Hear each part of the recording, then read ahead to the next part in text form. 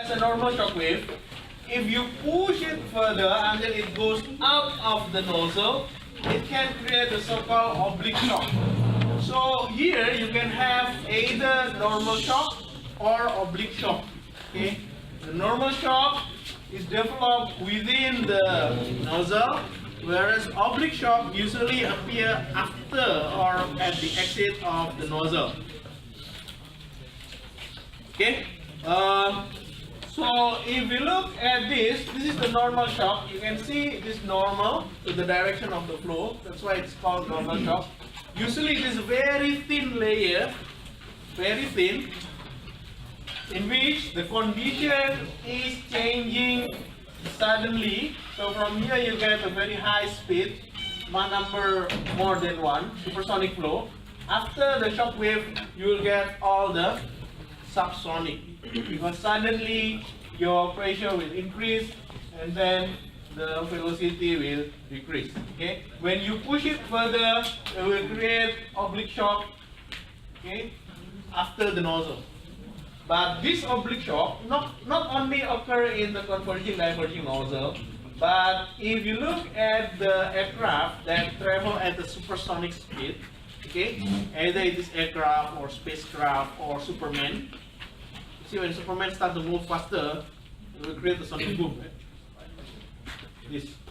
Okay, there is a sudden change on that. That's why if you look at the air show, when you see an air show and the aircraft start to create the sonic boom, you will see the cone, the shock cone surrounding the aircraft. Okay, the cone is occur because the water vapor experience a sudden change in pressure. Because you know the phase change occur for the water vapor is a function of pressure. Even for the same temperature, when the pressure is different, then the water vapor will change either from the vapor to liquid or from the liquid to vapor. That's why you see those things. Okay? But don't worry, we will not talk too much about oblique shock. We will just consider normal shock. And this normal shock is something that will not give you a shock at all. It's very simple. Don't worry.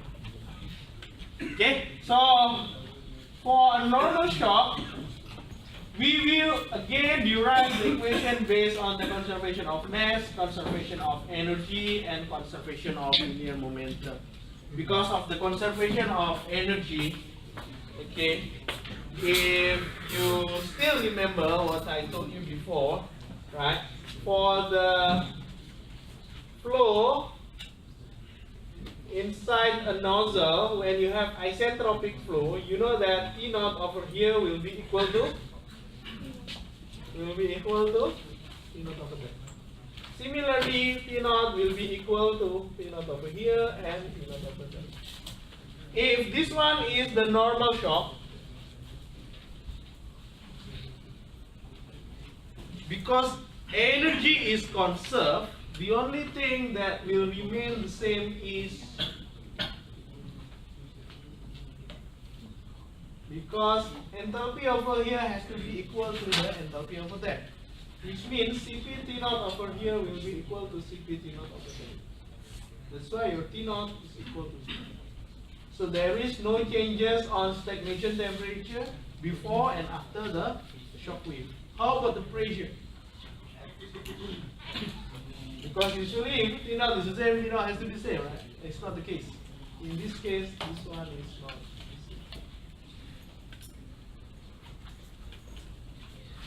Okay, and if you realize in most of my calculation, whatever condition at the inlet, I will put Ti,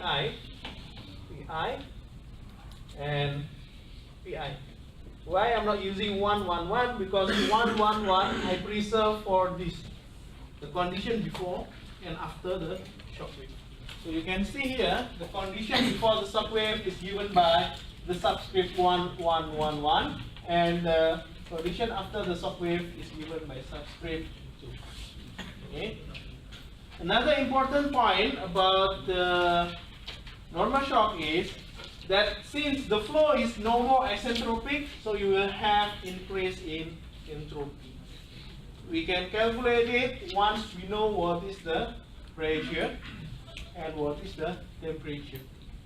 Okay, if we know the temperature at before the shock wave and after the shock wave, and if we know P before and after the shock wave, we can calculate the entropy changes before and after the shock wave. Okay, don't worry so much about this one. For your information, if you combine conservation of mass and energy and you draw a line, you combine those and you draw a line, you'll get the so-called Fano line, named after the inventor, the Fano. Okay, and the other one is Rayleigh, if you combine conservation of mass and momentum. The point at which Rayleigh number and Fano number meet each other is where the all three conservation is satisfied. So you can see this one is the Fano line and this one is the Rayleigh line. If you meet here and you meet over there and you combine those, this one is the shock wave. So the shock wave is the line between 2 points where the Fano line and Rayleigh line is meeting each other, right? So if you want to plot it in a HS diagram, this is how it looks like.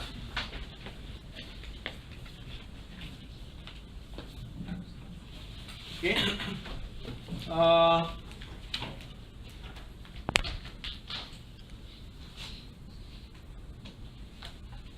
No need to worry about that, but the thing is, this thing is the most important thing. This is the correlation between the condition before the shock wave and after the shock wave.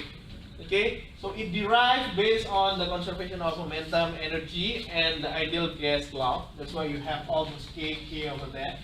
Okay, and this is very important to determine the condition after the shock wave. Okay, if in the nozzle you have a shock wave, all the correlation for the P1 will not be applicable for P2 or the condition 2. So you need to have this condition. And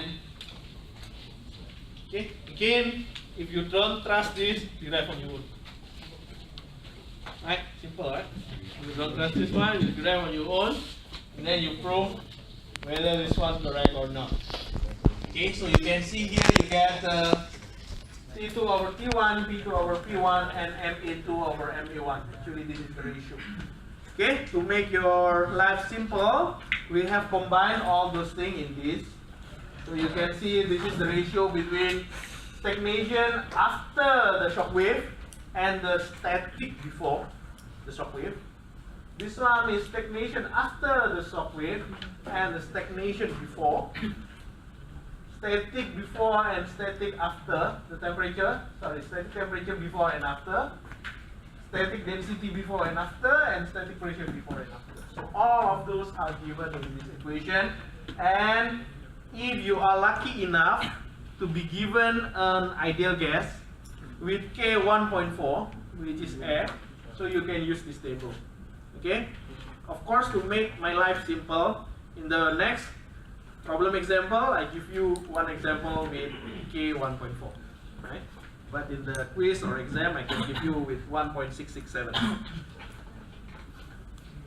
make a bit challenging question. Okay? So this is how it looks like, and if you look at the Mach number, you can see here, this is the problem with the shock wave.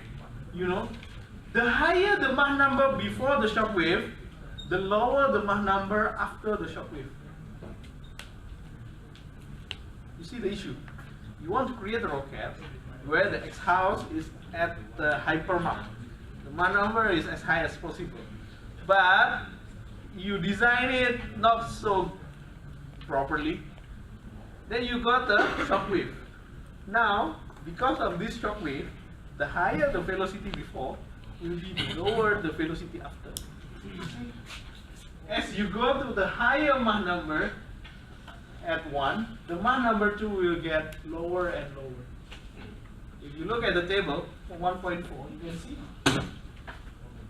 when your Mach number is increasing before the shock wave, After the shock wave, you see it's even worse. The Mach number getting lower and lower and lower. Okay, so this is a big issue, because if you want to get the higher Mach number, suddenly you get the normal shock, everything will change.